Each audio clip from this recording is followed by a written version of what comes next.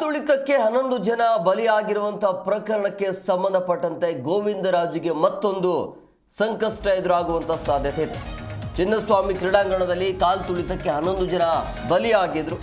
ಈ ಪ್ರಕರಣಕ್ಕೆ ಸಂಬಂಧಪಟ್ಟಂತೆ ಸಿಎಂ ಕಾರ್ಯದರ್ಶಿ ಆಗಿದ್ದ ಗೋವಿಂದರಾಜ್ಗೆ ಮತ್ತೊಂದು ಶಾಕ್ ಎದುರಾಗ್ತಾ ಇದೆ. ರಾಜ್ಯ ಒಲಿಂಪಿಕ್ ಅಧ್ಯಕ್ಷ ಸ್ಥಾನದಿಂದ ಕೆಳಗಿಳಿಸುವಂತೆ ಒತ್ತಾಯ ಕೂಡ ಕೇಳಿ ಬರ್ತಾ ಇದೆ. RCB ಕಾರ್ಯಕ್ರಮ ಬೇಡ ಅಂತ ಪೊಲೀಸರು ಸಲಹೆ ಕೊಟ್ಟರೂ ಕೂಡ ಕಾರ್ಯಕ್ರಮ ಮಾಡೋದಕ್ಕೆ ಒತ್ತಾಯ ಮಾಡಿದ್ರಂತೆ ಸಿಎಂ ಕಾರ್ಯದರ್ಶಿ. ಹೀಗಾಗಿ ಸಾವಿಗೆ ಗೋವಿಂದರಾಜುನೇ ಕಾರಣ ಅಂತೇಳಿ ಈಗ ಎಲ್ಲ ಕಡೆ ಆಕ್ರೋಶ ವ್ಯಕ್ತವಾಗ್ತಾ ಇದೆ. ಇದರಲ್ಲಿ ಎಲ್ಲರ ಪಾತ್ರ ಇದೆ. ಬಟ್ ಯಾಕೆ ಈ ರೀತಿಯಾಗಿ ಅವಸರ ಮಾಡಿದ್ರೋ ಗೊತ್ತಿಲ್ಲ.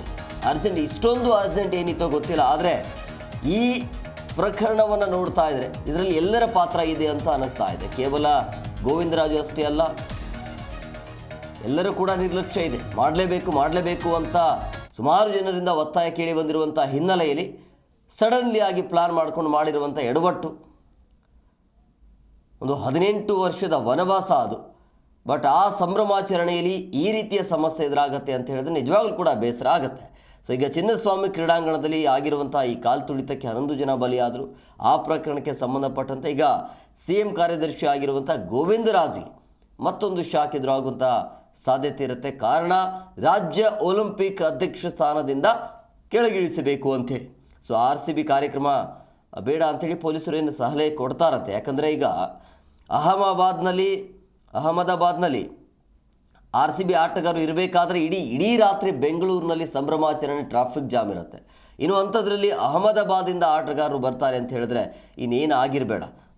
ಇದೆಲ್ಲ ಗೊತ್ತಿದ್ರೂ ಕೂಡ ಮಾಡಿಕೊಂಡಿರುವಂಥ ಎಡವಟ್ಟು 11 ಜನ ಪ್ರಾಣವನ್ನು ಕಳೆದುಕೊಂಡಿದ್ದಾರೆ. ಸೊ ಈಗ ಇದರಿಂದ ಸರ್ಕಾರಕ್ಕೆ ಕೆಟ್ಟ ಹೆಸರು ಬಂದಿದೆ. ಸೊ ಹಾಗಾಗಿ ಸಿಎಂ ಕಾರ್ಯದರ್ಶಿ ಹುದ್ದೆಯಿಂದ ಕಿಕ್ಔಟ್ ಮಾಡಬೇಕು, ಒಲಿಂಪಿಕ್ ಅಧ್ಯಕ್ಷ ಸ್ಥಾನದಿಂದ ಕೆಳಗಿಳಿಸಬೇಕು ಅನ್ನುವಂಥ ಒತ್ತಾಯ ಸಾಮಾಜಿಕ ಕಾರ್ಯಕರ್ತರಿಂದ ಸರ್ಕಾರಕ್ಕೆ ಈ ರೀತಿಯ ಆಗ್ರಹ, ಒತ್ತಾಯ ಕೇಳಿ ಬರ್ತಾ ಇದೆ. ಸೊ ಈ ಪ್ರಕರಣ ಎಲ್ಲಿಯ ತನಕ ಹೋಗುತ್ತೆ ಅನ್ನೋದನ್ನು ಕಾದು ನೋಡಬೇಕು.